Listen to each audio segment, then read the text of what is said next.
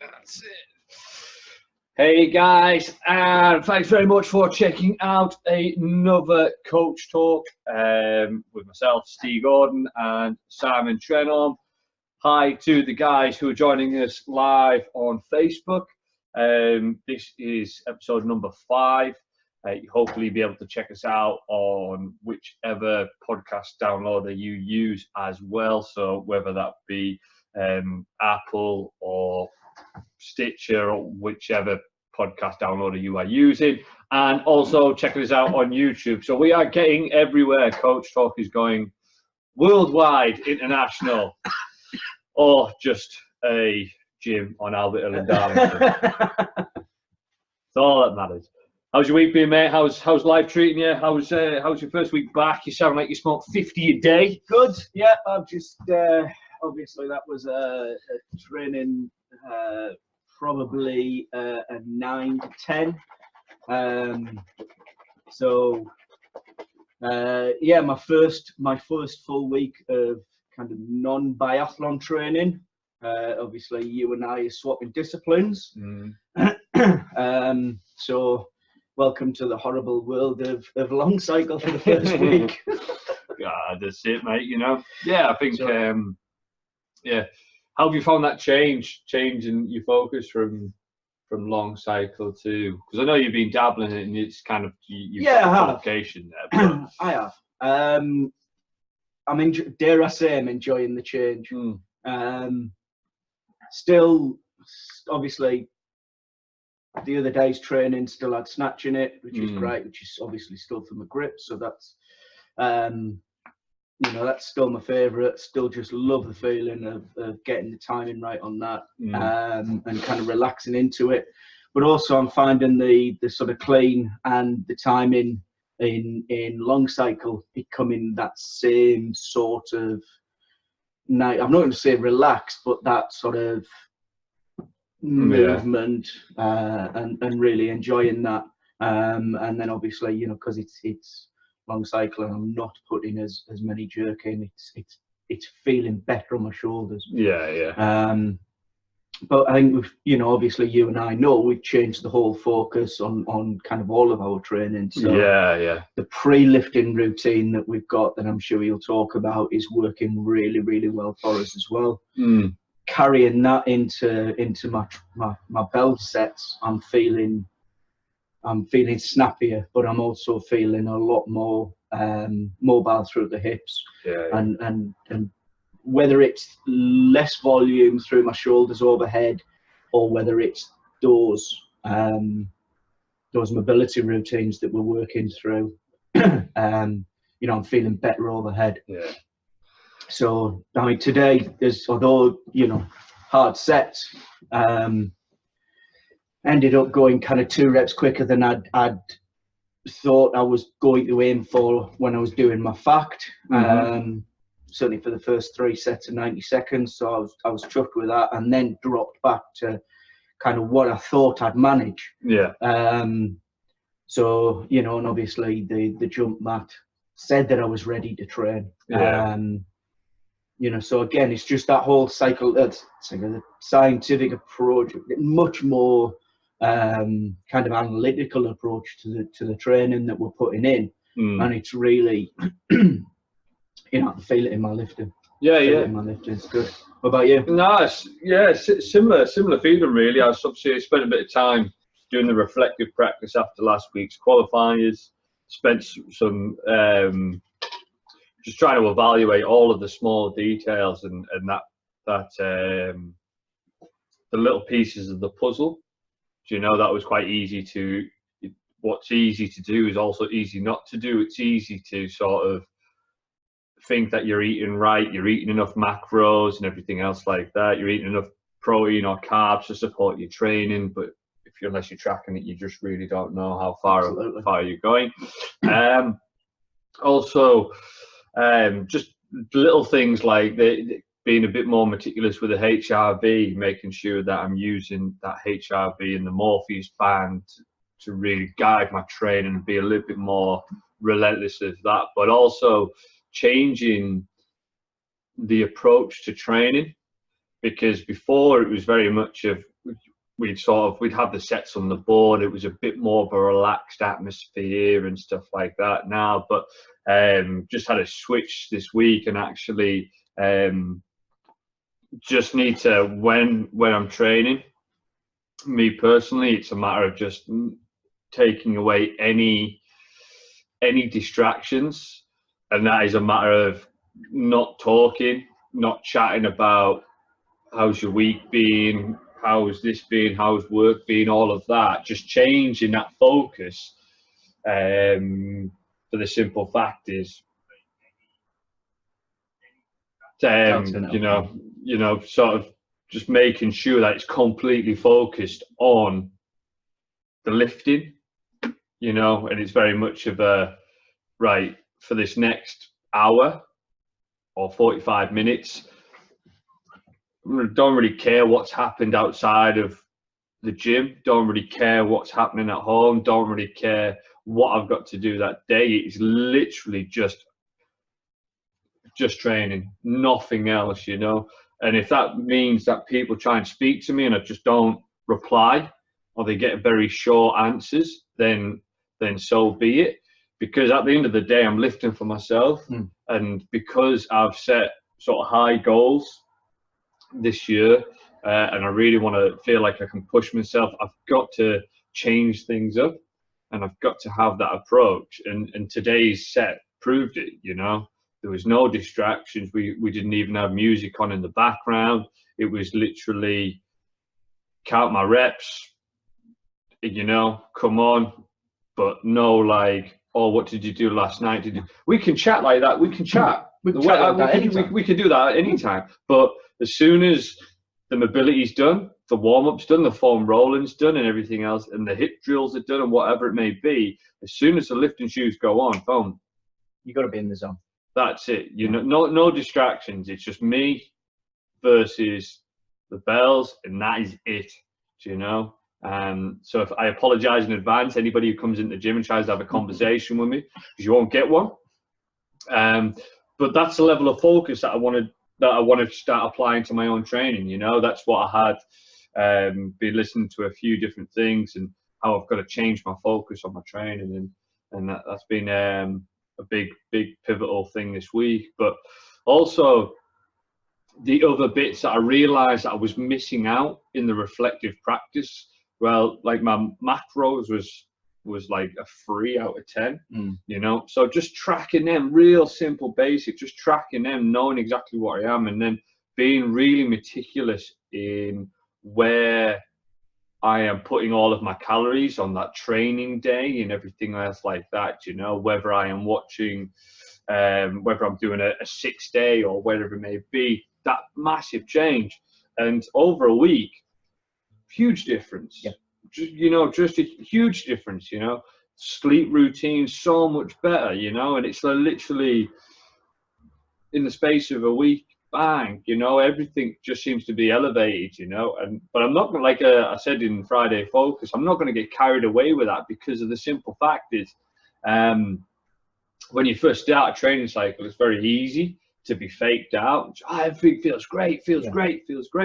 But it's when the residual fatigue kicks in later down the sets, this is when it's going to make the biggest difference. But is that in terms of starting a new cycle and the motivation I've got for biathlon specifically, really excited, really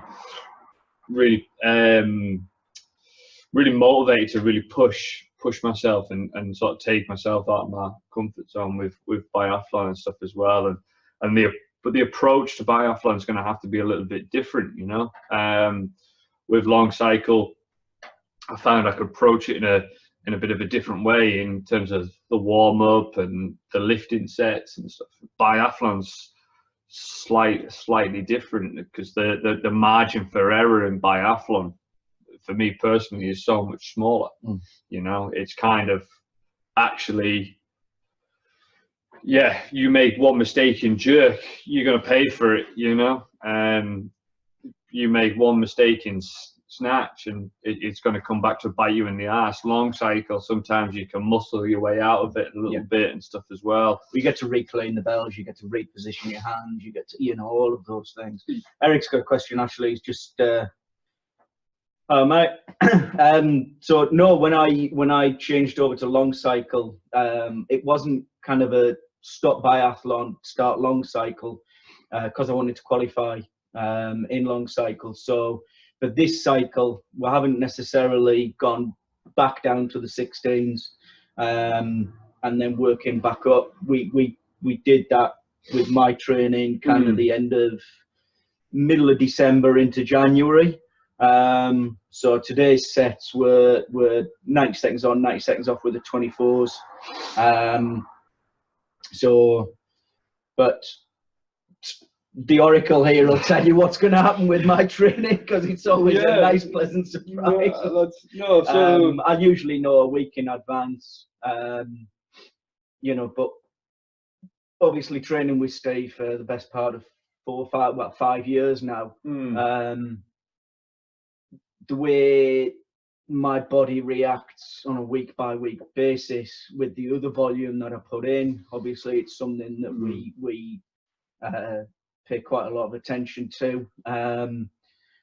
Birthday tomorrow, 47. Obviously, I don't look it, and so, you know, obviously as I do get older, we're sort of really monitoring on a weekly basis my training volume and stuff. So yeah, we kind of really making it a bit more kind of agile and reacting. So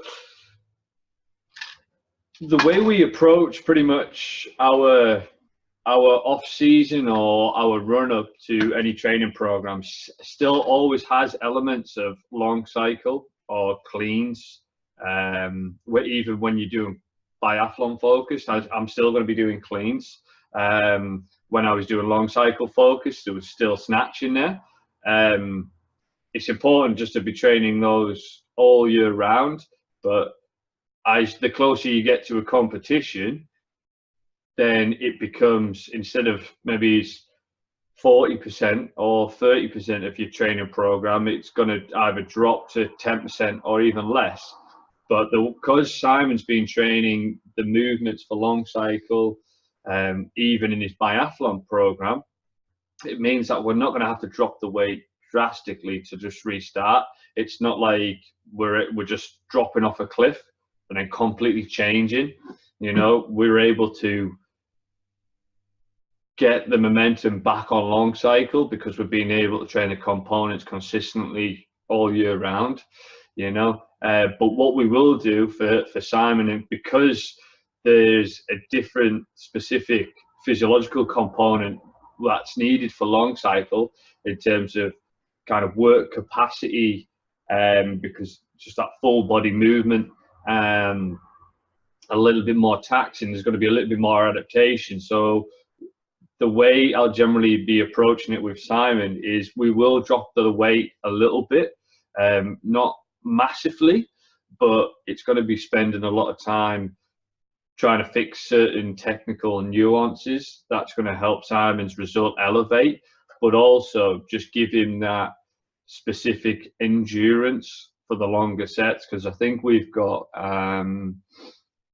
like 6 weeks or something, six weeks till our next competition. So it's kind of we're going to be slowly building them up with the 24s, ready to peak at that competition. But there'll be a lot of time with maybe lighter weights to build that capacity and that local endurance that's needed for a long cycle.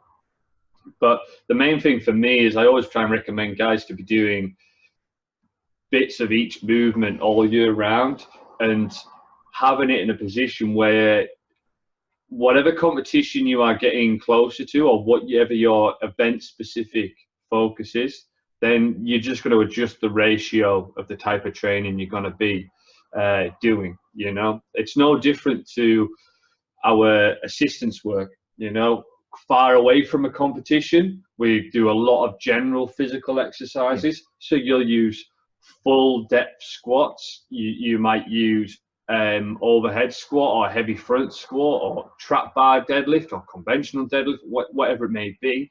But the closer, and those rep ranges might be low rep ranges, you know, but the closer you get to competition, generally speaking, we'll start making those exercises specific, but we'll reduce the volume of the exercise. Like, so basically in the beginning, you know, we were doing general physical preparedness circuits the beginning of the year, just to get back into it. They were like 10, 12 exercises plus. Well, actually, the closer we get to a competition, that drops to 2, 3 exercises. And it's very specific. It's very movement specific. So kind of your deadlifts will start to go from rack position. You probably won't go all the way to the floor. Your squats will go to quarter squats or half squats. And the rep ranges will go high to replicate that strength endurance that you're going to be needed to carry over. It's a fine balance, but I'm lucky that we get to speak to Simon quite a lot, so we can react quite a lot. But also the guys who I train online, it's the same sort of thing. They have a general assistant program and they have a general kettlebell program, but that's why we use RPE and average heart rate, so we can be really reactive to anything that sort of comes up their way, you know.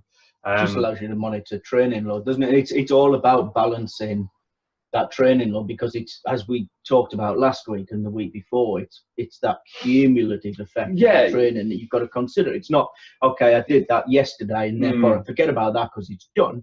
It's still going to have residual training effect or residual fatigue in your body. So exactly that, and this is why the guys at Tunova who follow the program that we put up every month, and this month made a bit more of a concerted effort to make them red, yellow and green days. So you've got the flexibility to sort of say, if you are tired, or if your HRV is giving you a spit out of X, Y, and Z, or your heart rate is what it is, or your training load, or your stress load is being high throughout the week, you know, you can still get the training sessions in, but you can swap it around. You need to be really agile for what you need to be able to do, because again, once you sort of tip the balance in the wrong way when it comes to training, it's a lot harder to bounce back from that. Sometimes it's easier just to scale back on a session to then get a rebound effect even more so, rather than trying to kick the ass off it and then all of a sudden. And in the past, we've gone into that sort of cycle of, yeah, I know it's a hard set, but I've got to get through it, so that you don't recover for the next set. Yeah. So the next set feels even harder than it should do. So it's focus, as we say, it's focusing on that whole big picture, isn't it? Yeah, absolutely. And just having that sort of agility to be able to all of the work's going to get done. All of the sets are going to get done within the month. We're going to have that combined training effect, but actually we're going to increase the training effect by training out a little bit smarter as well. So absolutely. And I think what this kind of leads into is kind of like, I don't know, people might have read this book. You might have read it as well, or you might not have. It's a book I thoroughly recommend. It's a brilliant read. It's called The Compound Effect.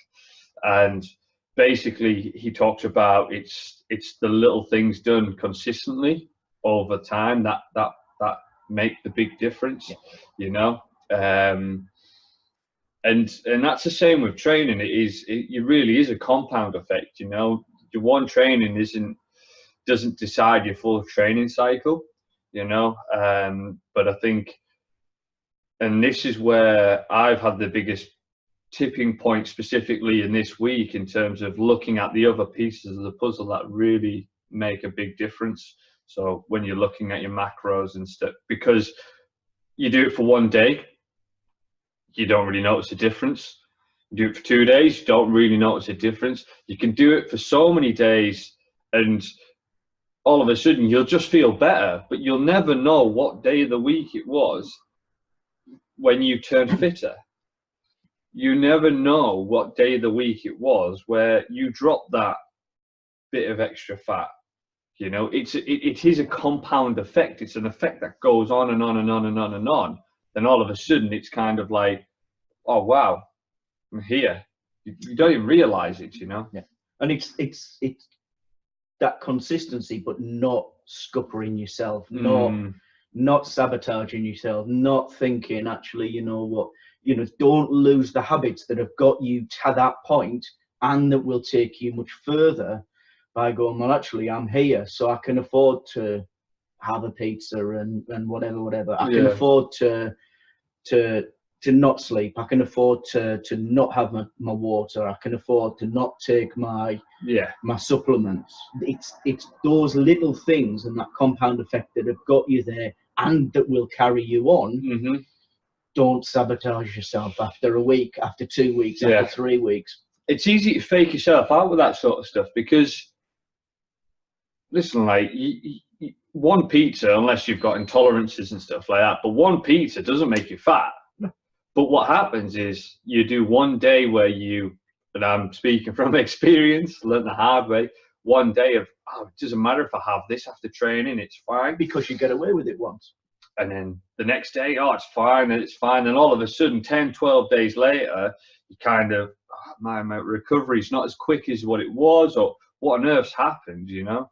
But it's just a compound effect. You've got out of a routine, and generally speaking, when you add something in, you're taking something out. But it's you're just building a different habit. Yeah. Everything is habitual. Let's make the habits, or make habits of the things that we know are going to have a positive effect. And then, as I say, and as you know, you hit the nail on the head there. You get away with it once. You think, I can do it again. Yeah.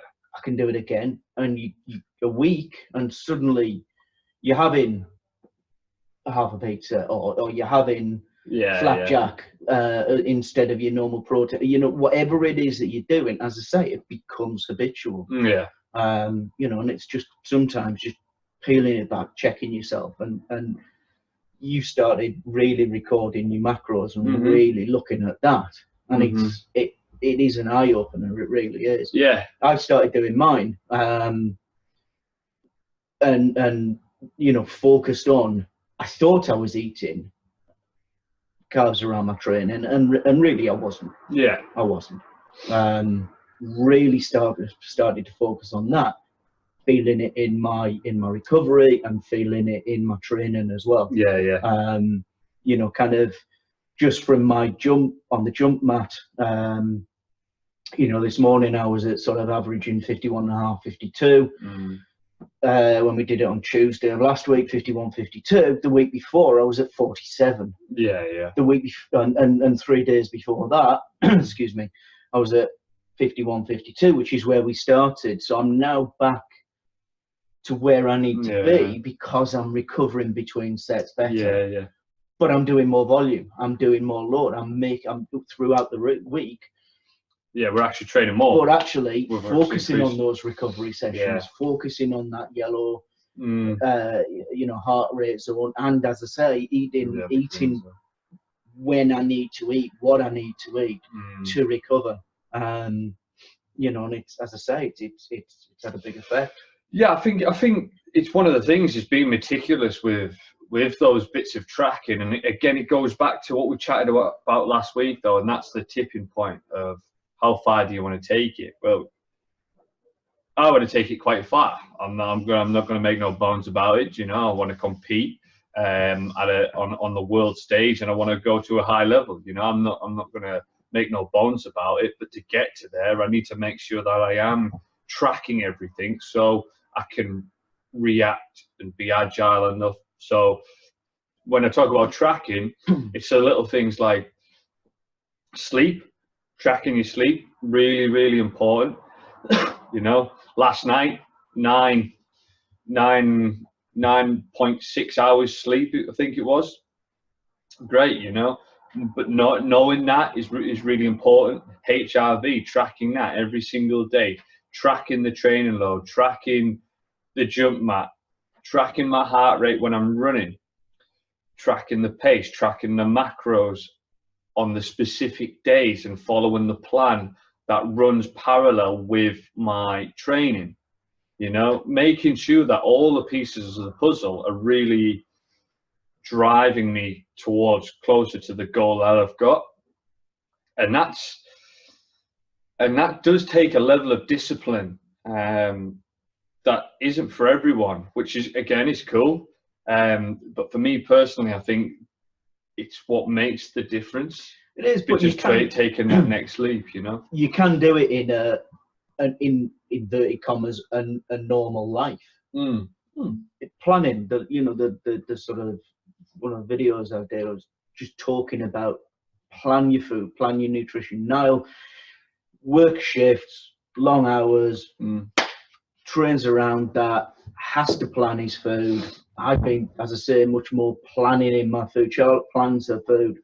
It doesn't have to be time consuming or any more time consuming than it was before. Yeah. Our training sessions in the gym are still the same length of time. Yeah. But what we've done is we organise them better. The intensity is there, and we're starting to build the habit of, right, come in, warm up. We roll, we mobilise, and then we get into the set and we get it done. We don't chat about what I've done this morning, chat about what plans are for later on in the day. We do it, and again, it's just it's that little bit of planning where you think, actually, it's just flicking the switch and going, right, okay, I'm just going to make sure that I get it done, and I'm not just going to waste time standing around. So even if that means, when you've put sets on the board when I've got between 5 and 7 minutes rest, time that. Like I say, I'm really pleased with how everything's going. Hi YouTubers, hopefully you've joined us again. But yeah, I'm really happy with how everything's going and stuff as well, So I think, like I say, let's keep on battering it away, keep on plowing through things, and we'll see where we get to in the coming weeks and stuff, It's really interesting.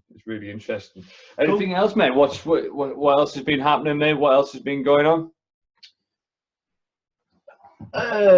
My 2 jobs are starting to take a lot more time. So again, as I say, it's just carrying on, and this 6-week training cycle is obviously, we won't know how we go until we stand on the platform in Denmark in 6 weeks' time. But I'm looking forward to it. I'm psyched. Yeah, no, that's it, mate. I'm super psyched as well to get over to Denmark and see the guys over there. They're doing some good stuff, Brian and the guys. So it'll be good to catch up with those guys as well.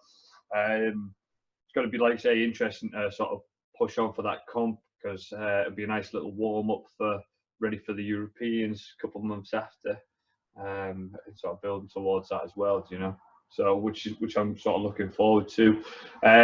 What's your thoughts after qualifiers last week, mate? What were your thoughts after that one?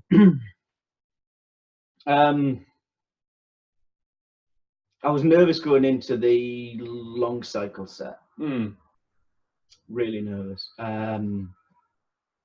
As I'd said to a couple of the guys, actually lifting for just a number, and when I say just a number, lifting for a number is different to doing as many reps as you can. Yeah. And it's a different mindset.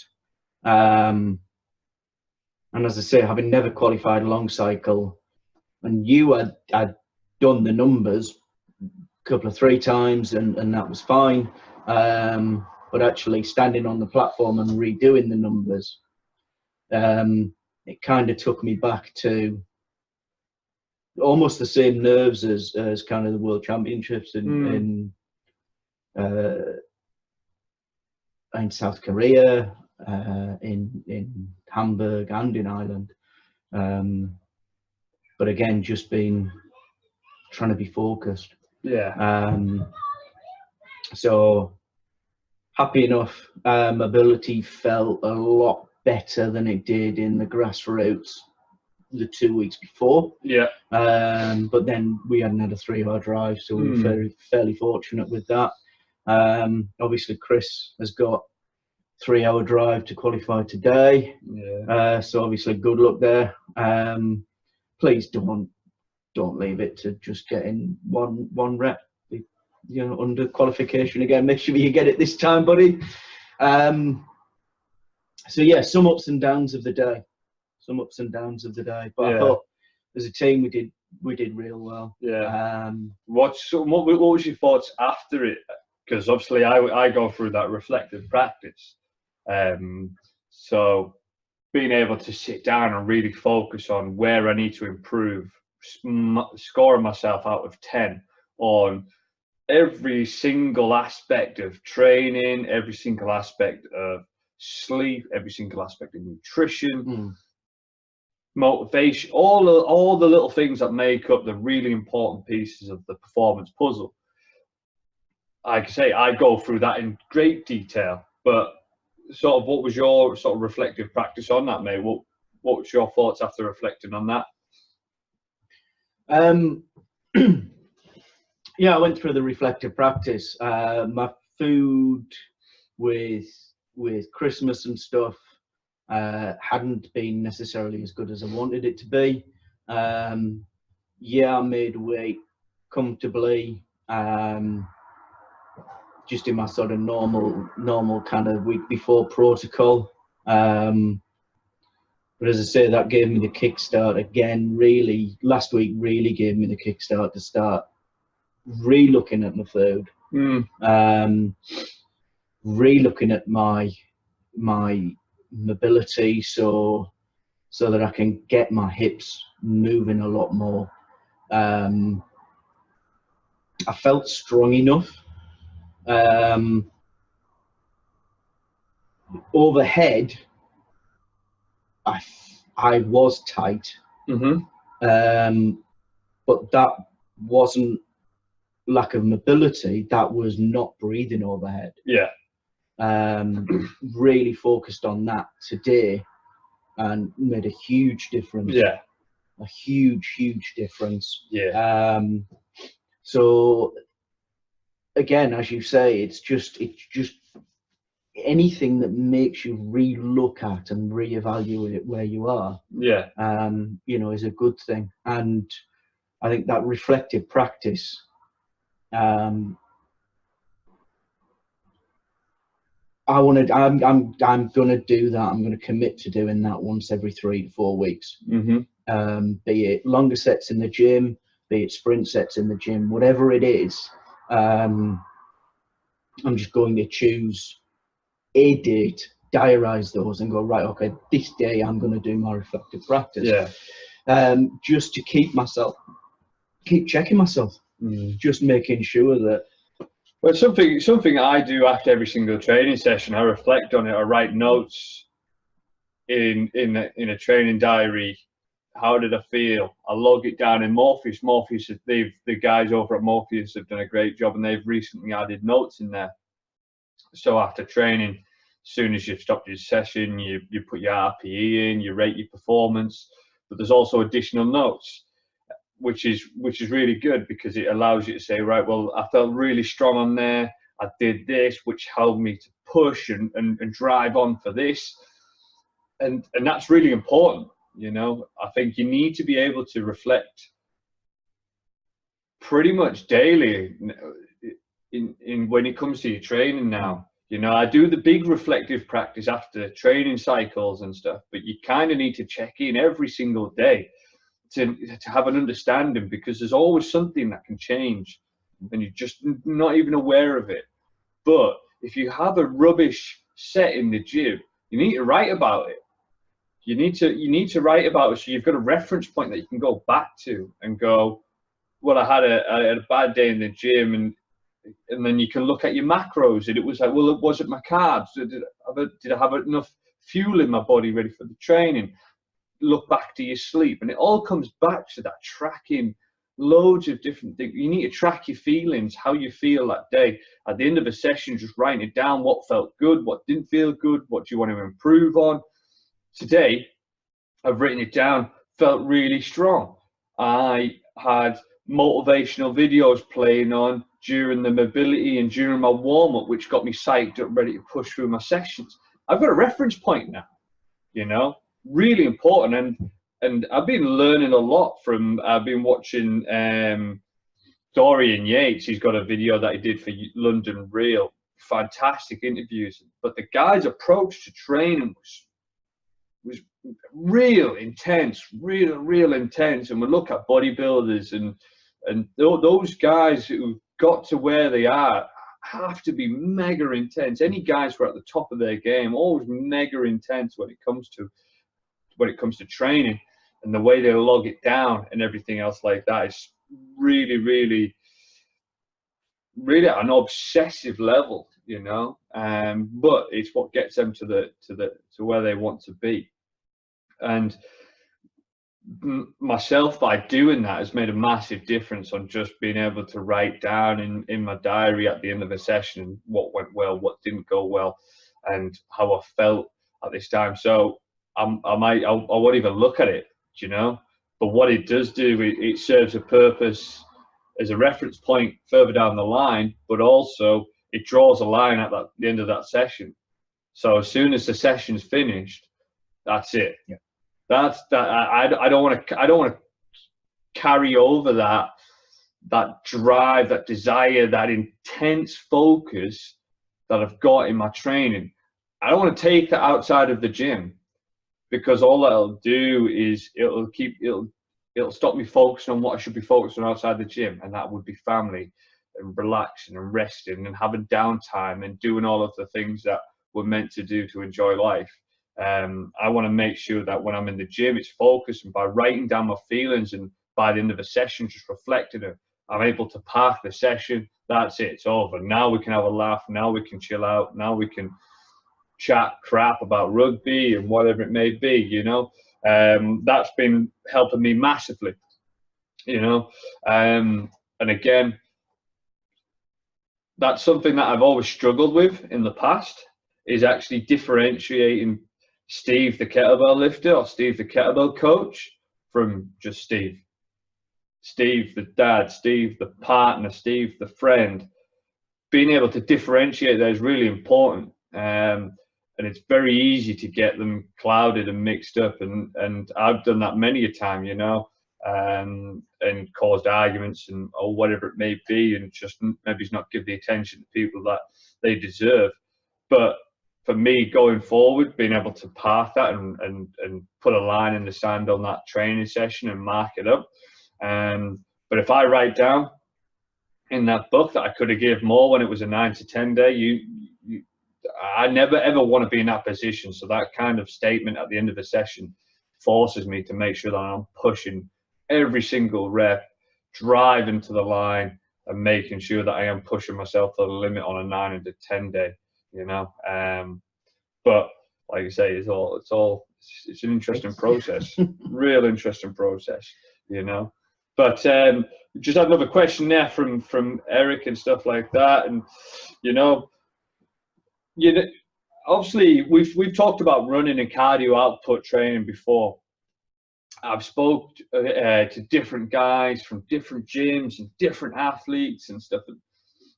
The running, for me, running does help, because one is I am building my cardio output, so I'm building my aerobic capacity. I'm doing that work outside of belts, and it does carry over.